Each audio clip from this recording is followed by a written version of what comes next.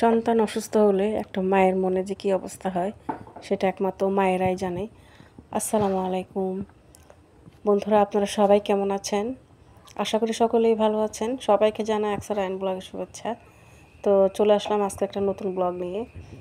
তো এই যে আমি সকাল সকাল উঠলাম, আজকে উঠে মুরগিগুলোকে ছেড়ে দিলাম। আমি ঘুম থেকে উঠেই আগে মুরগি ছাড়ি, কারণ এই মুরগির আওয়াজে তো ঘুমানোই যায় না, একদম আজানের পর থেকে চিল্লাচিল্লি শুরু করে। তো ওইগুলোকে ছেড়ে দিলাম, ছেড়ে দিয়ে ওদেরকে খাবার দিলাম। আর আমার যে 14টা মুরগি ছিল, মুরগি ছানা, বাকি কথা সব শেষ। 14টা থেকে আসলে 3টাই মানে ছিল আর কি, মাশাল্লাহ। একটা রাতা আর 2টা হচ্ছে মুরগি। তো 14টা থেকে 3টাই বেঁচে ছিল, আর বাকিগুলো তো সব বেজে নিয়ে গিয়েছিলো আর গুইসাপ নিয়ে গেছিলো আর কি। তো মাশাল্লাহ দেখতে দেখতে আমার মুরগিগুলো বড় হয়ে গেছে। তো এইদিকে সকালে নাস্তা করলাম, নাস্তা করার পরে আসলে বের হয়েছিলাম মেয়েকে নিয়ে ডক্টরের কাছে যাব। আমার মেয়েটার আজকে কয়েকটা দিন এত পরিমাণ ঠান্ডা লাগছে। পরশু দিনও ভালো ছিল, কালকে রাত থেকে মানে একদম বেড়ে গেছে। পুরো রাত আমি রাতে ঘুমাতে পারি নাই, ও এত কাশতেছিল ঘুমের মধ্যে, কাশের জন্য ঘুমাতে পারতেছিল না, এমন একটা অবস্থা। তাই ভাবলাম আর দেরি না করে ওকে আমি ডক্টরের কাছে নিয়ে যাব। তো এই যে যাচ্ছি, আর আপনাদের সাথে একটু শেয়ার করলাম আমাদের গ্রামের রাস্তাগুলো।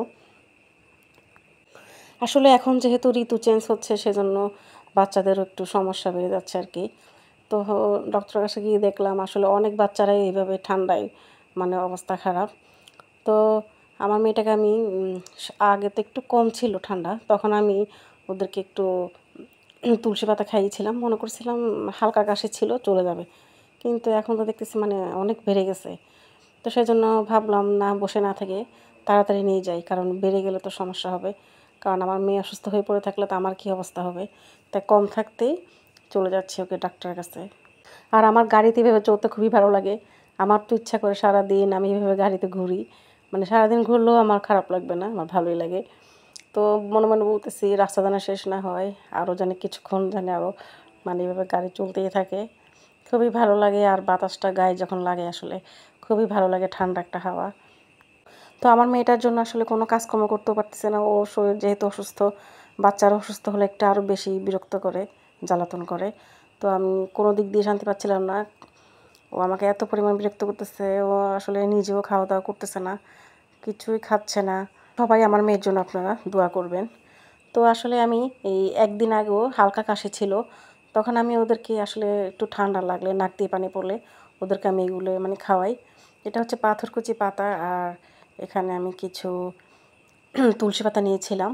এই তুলসী পাতা, তারপর কয়েকটা লবঙ্গ, আদা, মানে আদাও দিয়েছিলাম, আসলে অফ ক্যামেরা এটা দেখানো হয় নাই। তো আদাও দিয়েছিলাম, আর কিছু লবঙ্গ, আর একটা গোলমরিচ দিয়েছিলাম, সাথে মধু দিব। তো এগুলো খাওয়ালে আসলে একটু কাশিটা কমে আর কি। তো এগুলো আমি বেশি করেই করেছিলাম, 2 দিন পর্যন্ত খাওয়াইছিলাম। তো আসলে কোনো কাজ করলো না, তো কী করব এখন। তো এই যে মধু দিয়ে দিচ্ছি, মধু দিয়ে আমি আসলে ওকে একটু পর পর এটা খাওয়াচ্ছিলাম। সারাদিন মানে খাওয়াইছি একটু পর পর, মানে বেশি করে বানাচ্ছিলাম আর কি। তো কাজ হচ্ছিল না, তো ভাবলাম না আর দেরি করা যাবে না, ওকে তো তাড়াতাড়ি সম্ভব ডাক্তারের কাছে নিয়ে যাই। তো এটা বানিয়ে আমি আসলে ওদের এটা বানিয়ে ওদের 2 ভাই বোনকে আমি মানে খাওয়াই আর কি। একটু ঠান্ডা লাগলেই মানে হালকা কাশি থাকলেই আমি ওদেরকে এটা খাওয়াই। আর আমার মেয়েটা অতিরিক্ত ঘামে, এই ঘাম থেকে মানে ও ঠান্ডা লেগে যায়। আর কয়েকদিন যাবৎ এত পরিমাণ গরম পড়ছে, এখন তো বৃষ্টি নেই, কয়েকদিন বৃষ্টি ছিল, খুবই ভালো ছিল, ওকে ঠান্ডা আবহাওয়া ছিল, ভালোই ছিলাম। এখন গরম পড়াতে আসলে বিদ্যুৎ থাকে না, আরও গরমে ঘেমে যায়। তো এই যে আমি ওকে খাওয়াচ্ছিলাম, আসলে আদা দাওয়াতে একটু মানে ঝাঁজ ছিল আর কি। ও একবার খেয়ে আর খাচ্ছিল না, পরে আবার যখন রায়নকে দিলাম ওর দেখা দেখি ও আর একটু খেলো আর কি। তো এইভাবেই খাওয়াচ্ছিলাম 2 ভাই বোনকে। ও যখন খাচ্ছে না তখন রায়নকে দিতাম, তো রায়ন যখন খায় তখন ও আবার খাওয়ার জন্য একটু আবদার করে। তো বন্ধুরা, এ পর্যন্ত আপনারা সবাই ভালো থাকবেন, সুস্থ থাকবেন। আল্লাহ হাফেজ। সবাই আমার মেয়ের জন্য দোয়া করবেন।